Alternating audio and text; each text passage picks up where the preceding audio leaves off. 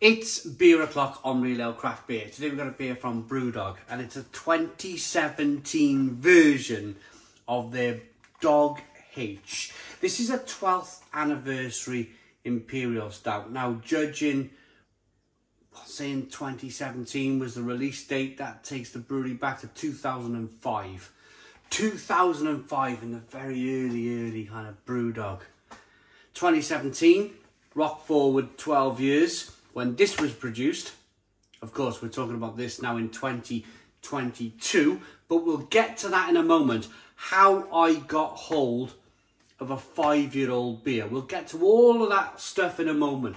But first and foremost, the important thing is that we show the box.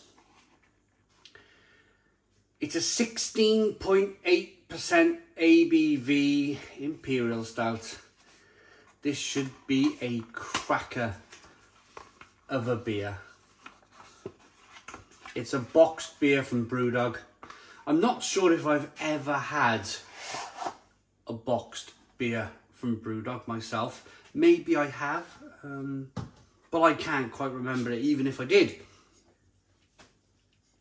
Here it is then, the older style branding. Hang on. The older style branding back then would have been the branding when it was on its side, wouldn't it? 2017? It has that kind of definite 2017 look about this bottle of Brewdog. It certainly does. It's got the Brewdog stamp on the neck of the bottle.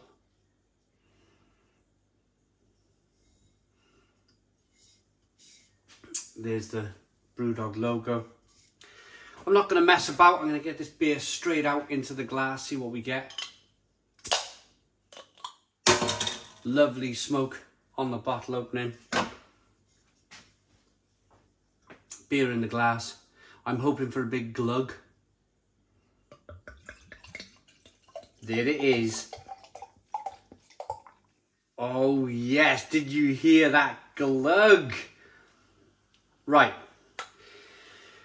We have a 1-finger tan coloured head. It's a jet black beer in the glass. For the 16.8% ABV, this head is hanging around remarkably well. Look at that.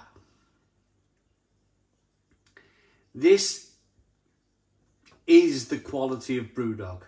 This is the quality of Brewdog. This is what they can do. We'll get into all of the... Do you know what? I may not even get into all of the... I may not even get into it. I might just review this beer for what it is. I might just take myself back in time to 2017 and just enjoy this beer for what it is. Drinking it in 2022. I think the beer deserves that, doesn't it? It doesn't deserve the baggage,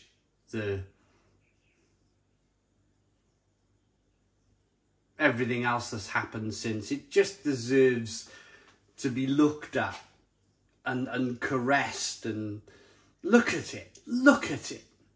Jet black beer in the glass, carbonation chasing the head of the glass. It's got a continuously fantastic 1-finger tan coloured head. It's got great lacing. You rock the beer back and forth, you can see the lacing up the glass. A little bit of alcohol legs going on. Yeah, quite wonderful. Let's get the aroma. Oh, I just feel like I've just fallen through the trap door into beer heaven. Licorice, spices, molasses, caramel, touch of pipe tobacco smoke. It's hoppy. It's hoppy. It would be, even though it's 5 years old, it's hoppy.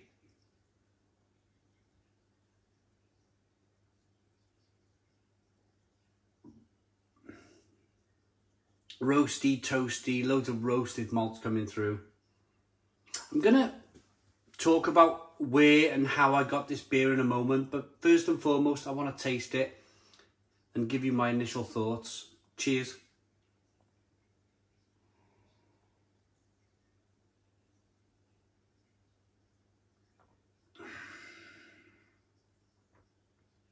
Oh my goodness me.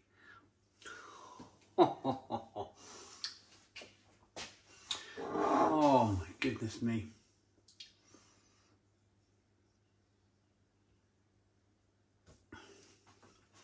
This is just incredible.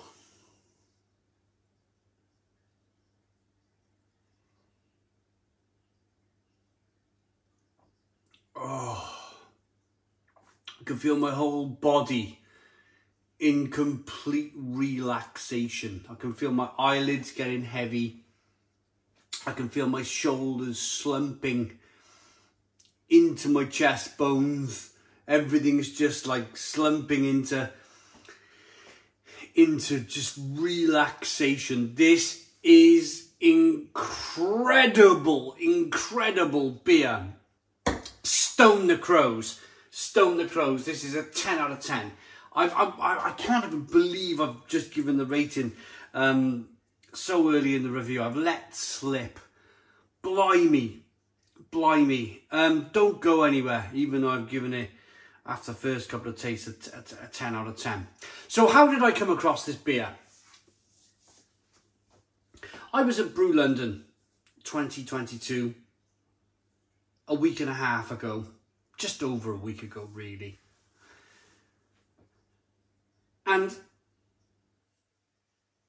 the first day I had a good walk around, checked all the breweries out. Martin Dickey was at Brewdog, and I didn't feel like that. And if Martin Dickey ever watches this video, I very much doubt he will. But if he ever come across to watch this video, then I didn't feel the need to approach him. I didn't feel the need to kind of like, he looked like he was in a lot of meetings, and he had his group of friends around him. I didn't want to trouble him, so I walked around the whole kind of festival. Didn't have a beer at Brewdog that day. I just didn't feel the need to do it then when their co-owner was there. But on the second day, however, I had a tap on the shoulder by this wonderful, wonderful Italian gentleman who worked for Brewdog. And he said, "Why haven't you been to our bar yet?" And I was like, "Oh, well, you know." So anyway, I made my way over to the bar, had a wonderful chat with him. I drank a half of the new Belgian beer that they brewed. Belgian Dutch brew. I can't remember the name of the beer now. It was a terrific beer. It was brewed in. The name is on the tip of my tongue. The name is right there, but I can't quite format it in my brain. I can't quite remember the name of this brewery. Anyway, they did a 2022 collaboration with a Belgian Dutch brewery, La Trappe. Bingo! I knew it was there. La Trappe. They did a collaboration with La Trappe, and it was a wonderful beer. Drank half of it at the festival at Brewdog's bar. Amazing. And they said, "Would you like to try something special?" And of course, why not? Thank you very much. Thank you very much. So they explained to me that this beer was a 2017 version of Dog H. Or this is the 2017 version, because every year they brought out a different letter. J, K, L, you know, that sort of thing. A, B, C. But since then, I've had a couple of comments in the comments box saying that actually this is a 2019 version. It's not 2017, it's 2019. So what I really need to do is kind of like drill down on the facts. I'm going with the salesman at Brewdog, because he should really know, get anybody into trouble here. He should have, he should know it's a 2017 bottle. So I'm going with that. I'm going with the word of the day, that it was a 2017 bottle of Dog H.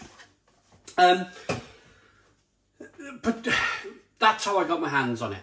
So it's a 5-year-old beer that was sitting in a warehouse in Birmingham, in the corner of a warehouse, literally gathering dust. And they dug it out, they found it, and here I am drinking it. Just look at it. It's majestic, it's a thing of beauty. Recent reviews, and I'm only going to skim the surface. Recent reviews from me from Brewdog have been Candy Kittens, and there was a beer that was launched into either Tesco or Morrison's, which wasn't great. It wasn't a great beer. I don't think, and I might be speaking out of turn, I don't know, but I don't think it's too late for Brewdog. I don't think it's too late. I think that if they just produced the best beer in the world, like, as you can see, they're quite capable of doing. Looking at this, 16.8% with head retention.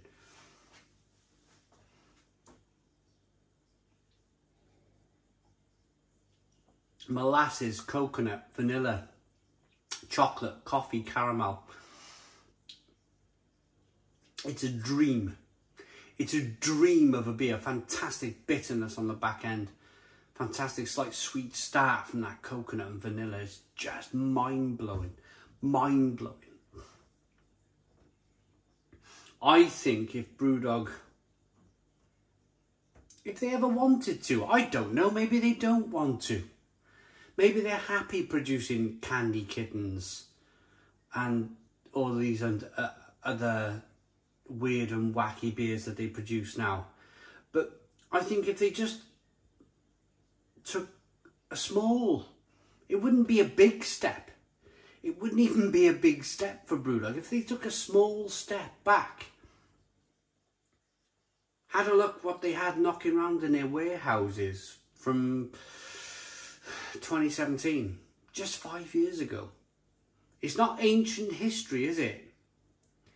Then I think if they just smashed it, if they just didn't say anything, if they stopped all of this social media and if they just knuckled down and concentrated on brewing the best beer in the world, even if it wasn't profitable, instead of giving out all of these free shares and whatnot and trying to make a public statement over all of this recent stuff that's gone on, if they didn't do that and they just went, do you know what? We are going to produce the best beer in the world and sell it as cheaply as possible, then that would have been the best outcome from all of this. Let the beer talk. Let this great beer from Brewdog talk, and watch everybody melt away and return to drinking great beer. Because I don't think people are overly upset by this whole 2021-2022 era of Brewdog. And I'm not going to go into it too far because I might get myself into trouble by saying too much. But if they just let their beer do the talking, then I bet all of this stuff would just disappear and go away as quickly as it come about. I promised I wouldn't talk about it. I kind of have. I'm never going to get fully involved. My dad always brought me up with the lesson of mind your own business. And that's why I've not said anything, gone on social media, got involved, even read about it. Because I've been brought up in a fairly tough area of Barry, where you really do need to mind your own business if you want to get to an adult age, you know. So yeah, that's why I've not said anything really, because I just want to mind my own business. But if I have one thing, and one thing only to say on the whole situation surrounding Brewdog, is that they can produce tremendous beer, and they should return to producing tremendous beer. And I think that'll go away a lot. That'll go a long way to getting people to just drinking great Brewdog beer again. This is, it feels like a moment in history, because it feels like there's not going to be many more moments in Brewdog's beer drinking history where I'm going to stand back and just go, this is just divine. It's the reason why I'm cherishing this moment with you, of course, with you guys, in drinking something as remarkable. Look at it. I don't know how long I've been recording for, 10, 15 minutes. Look at the head retention on this. Let me remind you, 16.8% ABV Dog H Imperial Stout from Brewdog. Amazing, amazing beer. 10 out of 10 from Real Ale Craft Beer. I let that slip straight away. If you liked the video, please comment, please subscribe, give us a big fat thumbs up, and let's all just pray that Brewdog just brew great beer again. Thanks for watching. Boom. Cheers.